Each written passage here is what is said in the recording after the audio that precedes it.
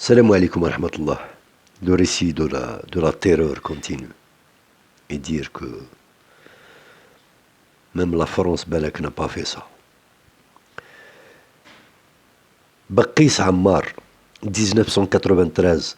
Je m'appelle Baqis Ammar, né le 16 janvier 1978 à Bab el Oued. J'ai été arrêté le 2 octobre 1993. Ce jour-là, à 2 heures du matin, alors que je dormais, notre maison fut envahie par des policiers qui ramenèrent avec eux une personne cagoulée. C'est l'une de leurs mises en scène habituelles. Le prétexte de l'envahissement de notre domicile serait la prétendue présence d'un terroriste, et ce terroriste n'était autre que moi.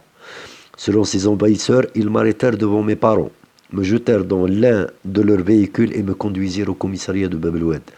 Arrivés sur les lieux, ils prirent mon nom, ma date de naissance et se mirent à me poser des questions.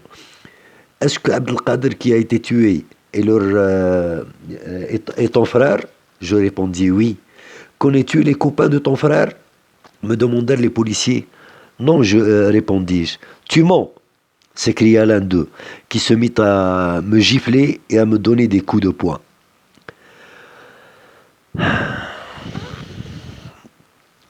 Les autres, à leur tour, se mirent à m'insulter et à me cracher sur la figure, tout en me donnant des coups de pied. J'essayais de cacher ma tête pour éviter les coups. Ils voulaient par tous les moyens avoir les noms des amis de mon frère Abdelkader. Le chef ordonna aux policiers de me jeter en cellule et de me priver de nourriture et d'eau dorénavant. Le lendemain, vint un officier de police qui me conduisit à son bureau. « C'est toi, Omar ?» me dit-il. « Oui, répondis-je. « Connais-tu les amis de ton frère ?» me demanda-t-il avec insistance. « Non, lui dis-je. Veux-tu retourner chez toi, Omar ?»« Oui. Alors dis-moi qui sont les amis de ton frère. Si tu refuses, je te tuerai et te jetterai devant la porte de tes parents. » J'insistais en jurant que je ne connaissais aucun d'eux. Il appela des policiers et leur dit de m'emmener dans un lieu désert et de m'exécuter. Je me mis à pleurer et à le supplier tout en m'accrochant à la table sans que je puisse leur inspirer pitié. Leur cœur était de pierre. Ils se mirent une cagoule et me jetèrent dans une voiture banalisée de type Peugeot 505 et me conduisirent au commissariat du 1er arrondissement. En cours de route, je pensais qu'ils allaient m'exécuter. Je me retrouvais dans une sorte de garage. On m'enleva la cagoule et l'un d'eux me dit « Regarde !» J'ai failli m'évanouir devant le spectacle qui s'offrait à mes yeux. Des hommes nus étaient accrochés au plafond par les pieds. Un autre attaché à un banc sursautait à chaque fois qu'on lui mettait un fil électrique sur son sexe. Les murs étaient tachés de sang. Ma tête tournait. Mes lèvres tremblaient, mon cœur battait très vite. Voulant sortir de ma poitrine, est-ce un film d'horreur ou la vérité? Je me suis mis à crier. Je n'ai rien fait, je suis innocent. L'officier tyran me répondit que c'était le sort réservé à ceux qui ne leur obéissaient pas. Des tortionnaires cagoulés se jetèrent sur moi, me déshabillant et me ligotèrent les pieds et les poings. On accrocha mes pieds vers le haut, la tête en bas. On m'appliqua un chiffon mouillé sur le visage et on me boucha les narines. L'un d'eux se mit à me verser de l'eau puante dans la bouche. Je n'arrivais plus à respirer, je suffoquais. L'eau était mélangée à de l'huile usée de vidange. Je n'arrivais plus ni à crier ni à pleurer. Mon seul souci était la mort rapide pour échapper au calvaire.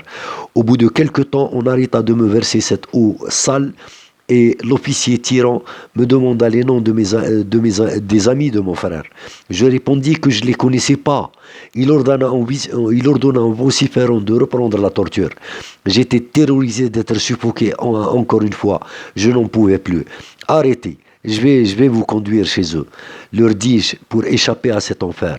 L'officier ordonna l'arrêt des sévices et demanda à ses hommes de me reconduire au commissariat de Bab el Oued. On m'enferma dans une cellule. Il était environ midi. J'avais une faim de loup. J'ai demandé au gardien de me ramener un morceau de pain et de l'eau. Il me répondit que c'était interdit. Ma faim devenait de plus en plus douloureuse. Je n'avais pas mangé depuis 26 heures. Au milieu de la nuit, je perdais connaissance. Je me suis ensuite retrouvé à l'hôpital de Bab el Oued. Le médecin dit aux policiers qu'il fallait que je mange. Il examina ma plaie au niveau de la gorge due à la torture quand on m'ingurgitait à force de l'eau et de l'huile de vidange. Il me prescrivit une ordonnance. On revint au commissariat et je fus à nouveau enfermé dans ma cellule. Le policier déchira l'ordonnance et un autre me ramena un bout de pain et de l'eau. Au troisième jour, au milieu d'après-midi, il revint l'officier de police qui me sortit de cellule pour m'emmener à son bureau. Il me dit, tu sais, maintenant ce qui arrive à ceux qui mentent, tu as intérêt à me dire maintenant qui sont les amis de ton frère Abdelkader et où ils habitent. Je te promets de te libérer si on les arrête. Angoissé d'être à nouveau torturé, j'ai commencé à débiter des noms de personnes innocentes, pourvu que je ne retourne pas au sinistre garage. C'est ainsi que cette nuit-là, à 2 heures, les policiers allèrent les arrêter. Ils étaient au nombre de 5. L'officier de police me confronta à eux et me dit « Qu'ont-ils fait ?» Je lui disais tout ce qui me passait par la tête. Hantés par le cauchemar de la torture, ils étaient innocents, les malheureux. Que Dieu me pardonne. À l'aube, on m'enferma dans ma cellule avec 5 des jeunes du quartier. Au 6e jour, on vint me chercher de ma cellule pour m'emmener au bureau de l'officier de police. Celui-ci, souriant et bien cadré dans son fauteuil, me dit « Je t'ai promis de te libérer en cas d'arrestation des amis de ton frère, et je tiens ma parole. Mais avant de te libérer, je te demanderai de faire ce que je t'ordonnerai, sans aucune discussion. Sinon, tu sais ce qui t'attend. » En pensant au cauchemar que j'ai vécu dans ce garage, j'ai répondu sans hésiter « Oui, je ferai ce que vous voulez. » L'officier continua. Tu dois d'abord témoigner que ces 5 personnes ont fait telle et telle et telle et telle chose et que tu étais avec leur bande. Je n'avais pas le choix. Au 13e jour, on me présenta des feuilles dactylographiées et on me demanda de les signer. J'étais heureux de pouvoir retrouver la liberté.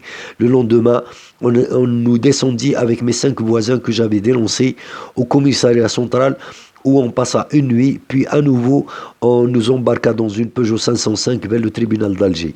On me prit à part et on me dit « Gare à toi si tu reviens devant le juge sur ceux dont on s'est entendu. Sinon, c'est la torture qui t'attend. » J'avais hâte de passer devant le juge, de reconnaître n'importe quoi pour pouvoir être libéré et retrouver mes parents l'après-midi. Tu es un enfant, tu vas être libéré. Et les autres vont aller en prison, me dirent-ils. Devant le juge, j'ai dit tout ce que l'officier de police m'avait ordonné d'avouer. À la fin de l'instruction, le juge sévère dans son regard me fixa dans les yeux et me dit « Tu vas rentrer en prison ». Je sentis un frisson glacial et je n'arrivais plus à parler. La prison à mon âge, qu'ai-je fait ? Mon frère a été tué par des policiers et maintenant moi je termine en prison. Pourquoi tant d'injustice, mon Dieu ? Les chefs d'inculpation retenus contre moi sont au nombre de 7. Cache de terroristes chez mes parents, soins des blessés par balle dans les hôpitaux, cache d'armes, agents de liaison, passage fréquent dans les maquis, transport d'armes à travers les barrages de police, falsification de carte d'identité. Bakis Omar, décembre, prison d'Al Harrach. Salam alaikum wa rahmatullah.